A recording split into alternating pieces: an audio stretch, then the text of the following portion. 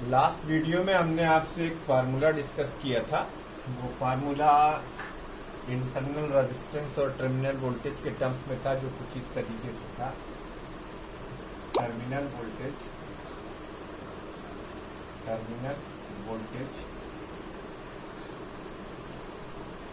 V is equal to E minus I R. ये formula मैंने आपसे डिस्कस किया। अब इस फार्मूले में R जो है वो इंटरनल रेजिस्टेंस है। तो इंटरनल रेजिस्टेंस का एक फार्मूला तो हम यहां से ये कैलकुलेट कर सकते हैं, R इंटरनल रेजिस्टेंस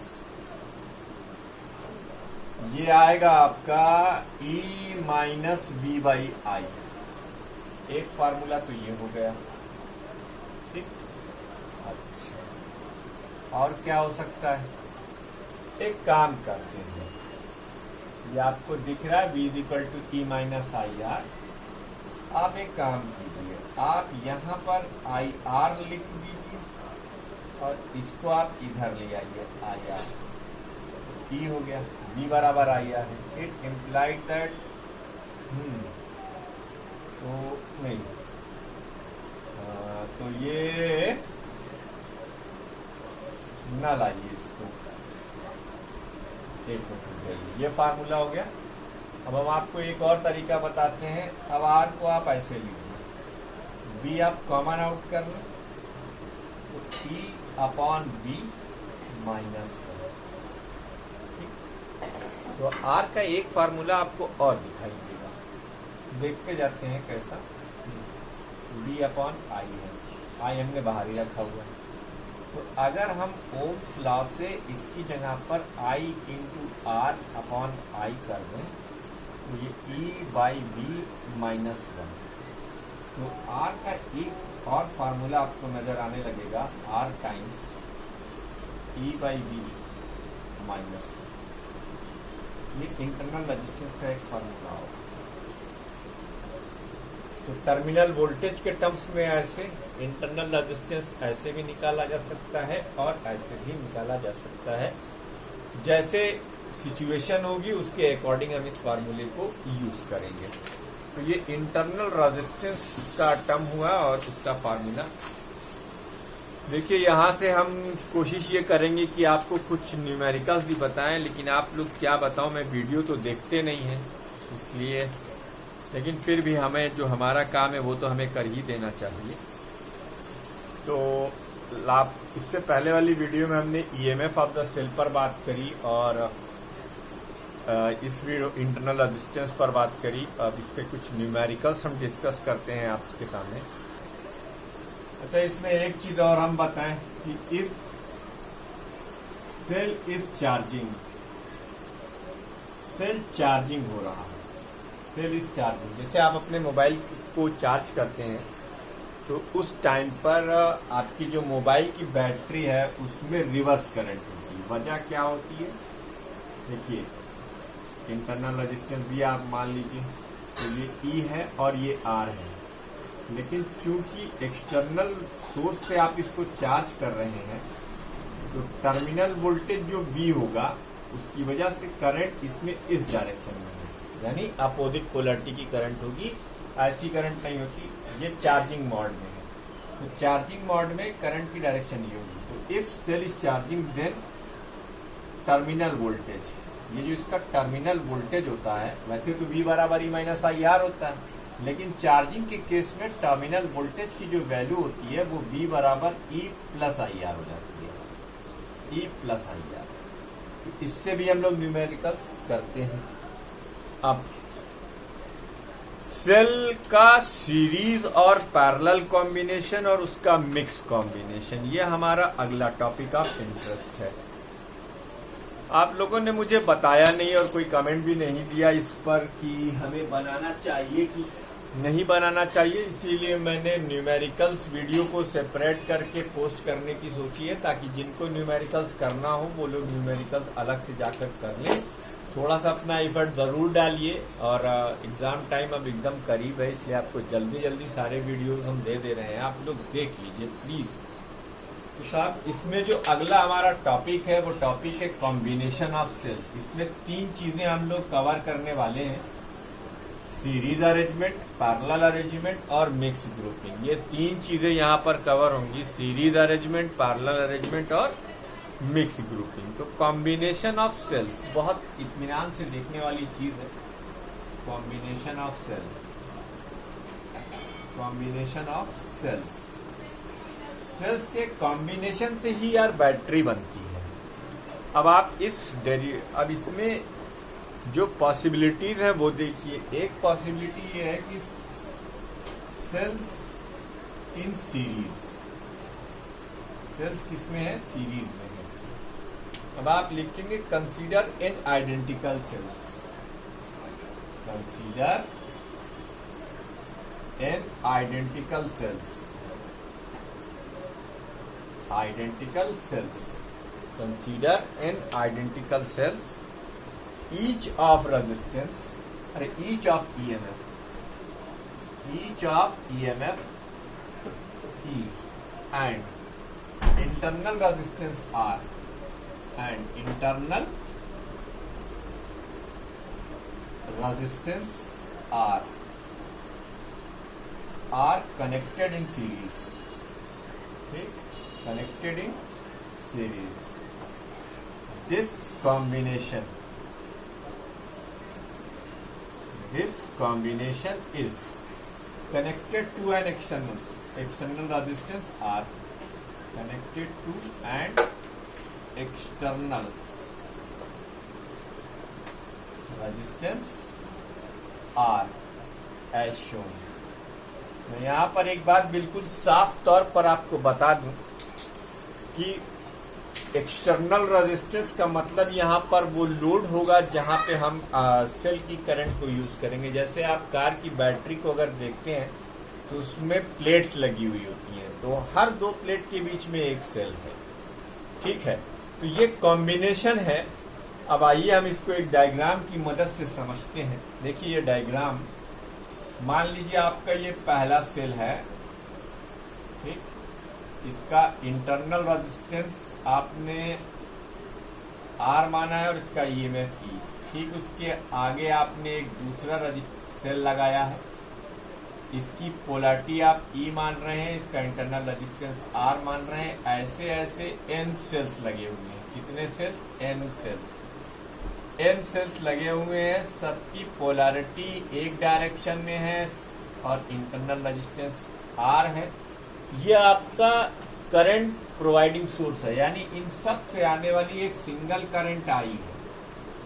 ये आई करंट आप किसी एक्सटर्नल लोड को दे रहे हैं, किसी एक्सटर्नल लोड को आप ये करंट दे रहे हैं।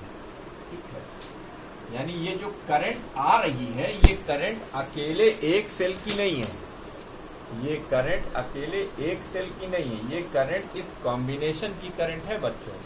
ये करंट किसी एक सेल की करंट नहीं है बेटा, ये कॉम्बिनेशन की करंट है और हमें कॉम्बिनेशन की करंट देखनी है। यहाँ पर हमें क्या देखना है? कॉम्बिनेशन की करंट देखनी है। तो सबसे पहला काम कॉम्बिनेशन की करंट निकालने के लिए हम लिखेंगे net EMF of the circuit. Figure से साफ तौर पर दिखता है कि सारे एरो एक डायरेक्शन में है, इसका मतलब ईएमएफ एडेड अप कर दिए जाएंगे, यानी E plus E dot dot dot N times, यानी टोटल कितना हो जाएगा? N। ऐसे ही देखो ये R कितने में? सब सीरीज में। तो हम लिखेंगे net internal resistance, net internal resistance. तो नेट इंटरनल रेजिस्टेंस जो होगा वो R plus R N times, यानी ये क्या हो जाएगा? NR। अब एक्सटर्नल रेजिस्टेंस कितना है बेटा? एक्सटर्नल रेजिस्टेंस है आपका R। तो net resistance of the circuit क्या हो जाएगा? Net resistance of the circuit क्या हो जाएगा, ये जो net resistance of the circuit है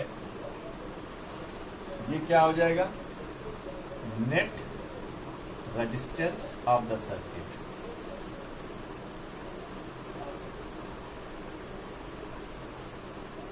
ये हो जाएगा NR plus capital R, NR plus capital R. अब आप जानते हैं ये जो कॉम्बिनेशन है सेल्स का वो कुछ हम इस तरीके से रिप्रेजेंट कर सकते हैं। ये देखिए I करंट निकल रही है और ये एक्सटर्नल लोड है।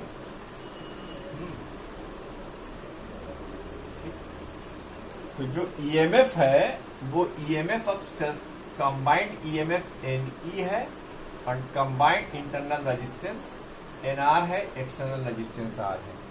भैया एक बात बताओ, अगर तुम्हें इसकी करंट कैलकुलेट करनी हो तो तुम यही तो लिखोगे, I is equal to NE upon NR plus capital R। ये सेल की करंट आ गई। अब ये किया क्यों गया, लाख टके का सवाल है कि क्या जरूरत थी इसकी। बहुत से लोग ये सवाल पूछ डालते हैं कि what is the requirement, why you done this. तो इसका जवाब ये है कि हम जब हमारे पास सिर्फ दिए हुए होते हैं तो हमें ये जज करना होता है कि किस कॉम्बिनेशन से हमें मैक्सिमम करंट मिल सकती है और उस कॉम्बिनेशन की कंडीशन क्या है, what is the condition in which you can draw the maximum current through the cell. कृपया वीडियो को पॉज कर इसे नोट कर डालिए हैं, और उसके बाद फिर हम आगे बढ़ते हैं। उसके आगे हम चलेंगे तो अब ये इतना इधर का इरेज कर देते हैं। देखिए अब यहाँ पर दो पॉसिबिलिटीज हम डिस्कस करते हैं। वही दो पॉसिबिलिटीज क्या हो सकती हैं। एक तो पॉसिबिलिटी ये, केस नंबर 1 देखिएगा, case first, if NR is much much greater than R, यानी इंटरनल रेजिस्टेंसेस जो हो वो एक्सटर्नल रेजिस्टेंस से काफी ज्यादा हो जाए, तब देन I की जो वैल्यू होगी NE अपॉन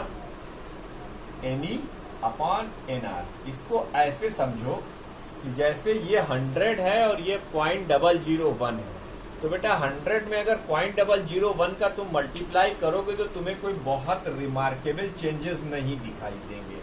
तो इसलिए ये क्या हो गया, E/R, और ये क्या है, current from single cell, current from single cell.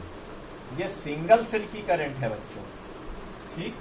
और दूसरा केस देखते हैं, case 2, if NR is much much less than R। मान लीजिए कि नेट इंटरनल रेजिस्टेंस जो है वो एक्सटर्नल रेजिस्टेंस से बहुत कम हो जाता है, बहुत छोटा हो जाता है, तब क्या कंडीशन हो।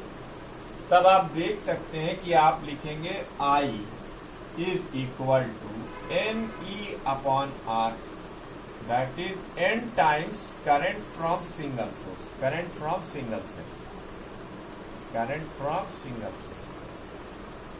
तो ये दो गवाह और सबूत इस बात को बताने के लिए काफी है कि in order to get maximum current from the combination of the cells, cells are connected in series when internal resistances of the cell is negligible in comparison to external resistance.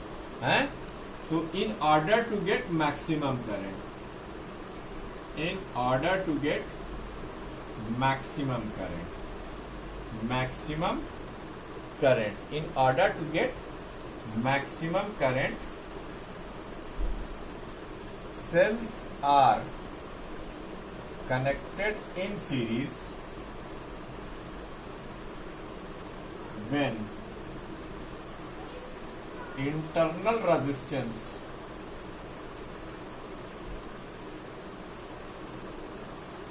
of the cells are negligible in comparison to external resistance,